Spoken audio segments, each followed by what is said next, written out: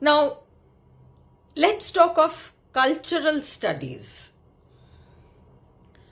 Now, what do you understand by the word studies? When you were at school, you heard of social studies. Later on, you heard of management studies and business studies. But when you were at school, you were familiar with social studies. So what did you study in social studies? And what does studies really mean?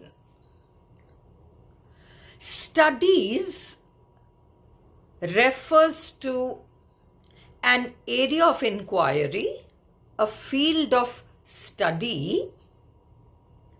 But when you look at social studies and when you go back to your school days, you realize that you studied all kinds of things in social studies. It did not have a limited or fixed area of study or inquiry.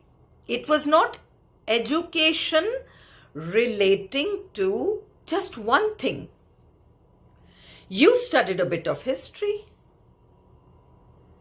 You studied a bit of geography in the name of social studies. And you did study a bit of civics, government. You studied about the political life of people. You studied about the religious life of people, and you studied about the social life, and you studied about the economic life. So it was quite a mix that you studied. So although we understand that social studies is a study of things related to human society, when you actually begin looking at it, you realize that things related to human society, a number of things fall under that. Similarly, when we look at cultural studies, society and culture are closely interlinked. And so cultural studies too, like social studies, doesn't have a fixed or limited area of study. The word culture covers several things. Even if we look at a country like India, let's not go into that word, what does culture actually mean and things like that. Let's not go into all those right now. Let's just take a very broad-based understanding of what culture is. What would that word culture mean to you? Now, suppose I look at myself. I belong to a state in southern India. And I have lived in West Bengal. And today I'm living in a third state, Rajasthan. And I can see that the lifestyle in all these three states is vastly different. The food habits are vastly different. Languages are different. Dress is different. And the same festival, you take a festival like Diwali, it is celebrated differently in South. It is celebrated differently in West Bengal. And it is celebrated entirely differently in Rajasthan. Now, all these are implied in the word culture. And culture is not just about these things. Culture is a lot more. The codes of behavior, the belief system that we have, the practices, the customs, the rituals, and even beyond this. So culture and from there to cultural studies is a journey. Cultural studies is going to look at the power relations, culture and power. And what is the relation between these? What determines what? What governs what? We will have to look at all these. Let's take a look at Matthew Arnold's views on culture, since he came out with a very important text in the year 1869, Culture and Anarchy. At around the same time, this was in the year 1871, Edward B. Tyler, he was an anthropologist, and he came out with his work Primitive Culture. Let's take a brief look at what these two people had to say, because it's around the same time, 1869, 1871. For a very long time, there had been an elitist view of culture. The word culture meant a kind of grooming. It meant a kind of privileged, accomplishments, knowledge about, for example, the, art, music, painting. And these were things which were available only to a privileged few. These things were not available to everyone. It was available to a privileged few. So these were the cultivated sections of society, and they were privileged. Matthew Arnold had an idealist view of culture, and for him culture held a lot of importance. We cannot forget that Matthew Arnold was the son of an educator. And so right from the beginning, he had grown up with the idea of social contribution. No matter what, one has to learn to be socially useful. One has to strive for perfection. And culture was something to strive for. So Arnold's views on culture were the views of an idealist.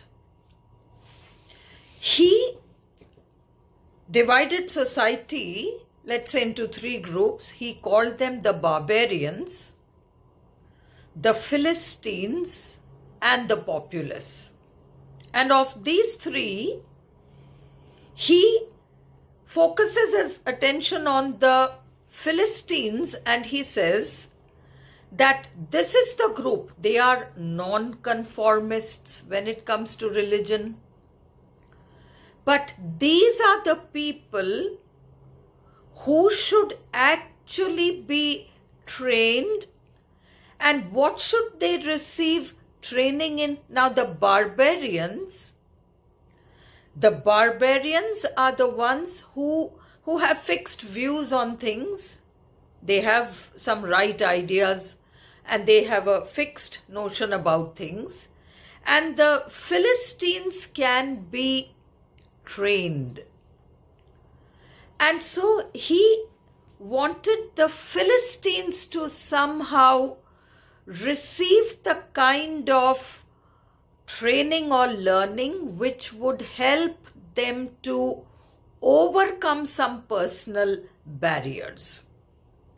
Now, the populace, that part of society is raw. And he's not talking about them, he's talking about the Philistines. And so, when Arnold spoke of culture, what he meant was that culture is something that aims, it has everything to do with the study of perfection, and it's an internal thing, and man should strive for that internal perfection. He has to learn to rise above subjectivism. He has to learn to rise above that selfish need of putting, himself in the forefront. He has to learn that the individual has to take a back seat and society and the good of all will have to take the front seat. This was Arnold's view. Now, he was talking of culture at a time when the elitist view was already prevalent. And that's how people thought of culture, high culture, elitist view. But Arnold was not actually speaking of culture which is available only to a select few and everyone else is excluded. Yes, he was aiming for perfection. He was aiming for a kind of education which would be available to a large majority, because he realized that the inability to put the good of society before the good of the individual was simply an inability. And that inability could be overcome by giving these people the right kind of education, the right kind of environment and things like that. So it's not as if he was saying that culture is something that is available only to a very privileged and limited few. That's not what he was saying. He wanted culture to be a kind of learning that people would gradually reach, and he wanted a large part of the population, the Philistines, to strive for it.